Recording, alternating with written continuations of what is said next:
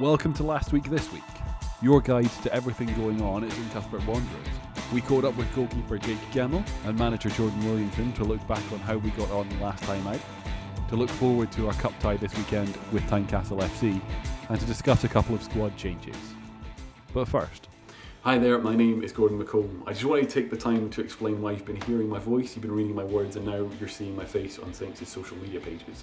So Cuthbert Wanderers are delighted to announce a partnership with the University of the West of Scotland. It's going to allow myself and a few other students to come in, take control over and expand Saints' social media presence. You may have already seen we've been live reporting on some matches through Facebook and Twitter, and some of the videos that we've already put out, including Scott Dunn's signing video. Later on, you're going to hear from Chairwoman Tracy McGarry about why we set this project up, and Manager Jordan Williamson about what we hope to get out of it as well.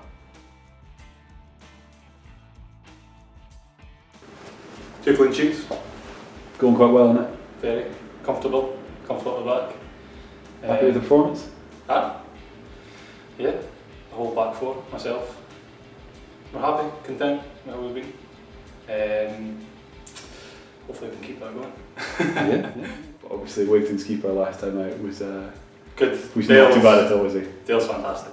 He is. I've played against him for years at this level, so he is very good. Something says that unbelievable, to be honest.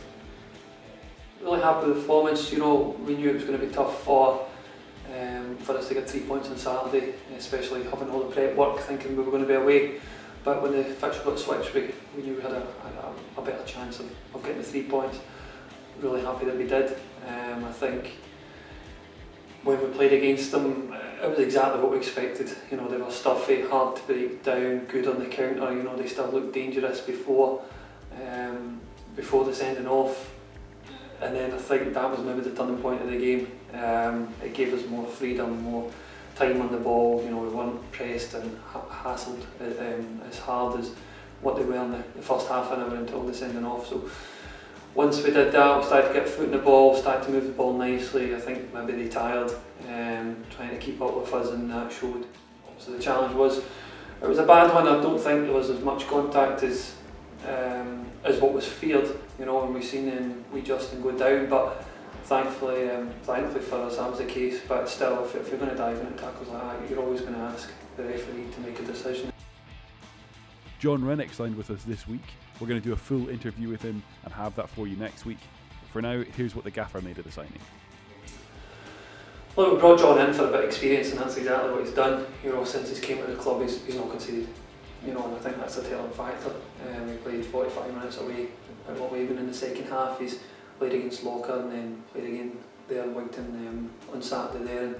And since he's came in, you can just see that level of experience that he brings. The mistakes are getting cut out now because he's talking to the people around him and helping the kids as well. Because we need to remember, we've still got quite a young squad, and these boys will thrive off of the experience and the help that he'll be able to give to them to obviously give them a better chance of, like I say, cutting out the mistakes and developing themselves further. So I think it's a great addition for us to bring John in.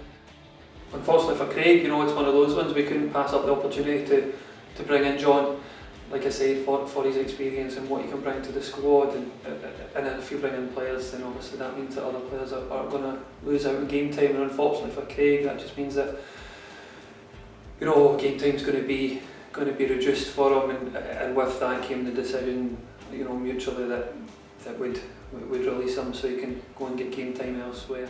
But Craig's been great at the club. He came in at a time where we were struggling last season when I first got appointed, and we brought him in, and he's been great. His commitment and his determination and the way he applied himself at the club, it was really good, and we wish him all the best.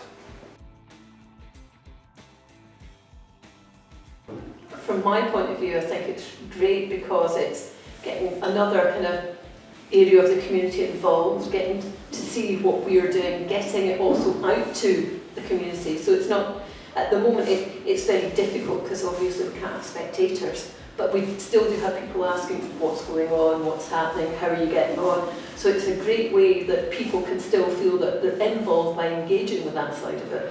And it's also giving an opportunity to develop another area of community interest. Obviously, it's another good link for us. and it's using the ability of social media to open us out to a wider audience. I think it's very much tracking and showing the investment that we've made as a club, both in GPS and in facilities and in getting the right players, is paying off the first team on the field. But I think the other thing at the moment, although we've got a youth section, I think it's a case of attracting more coaches to get involved so that we can develop that further. The more content we can put out, the more that the community of Kukubri and further afield, you know, if we can give them content from training, from players, from the match, it means that they're starting to understand more about who we are, what we're doing.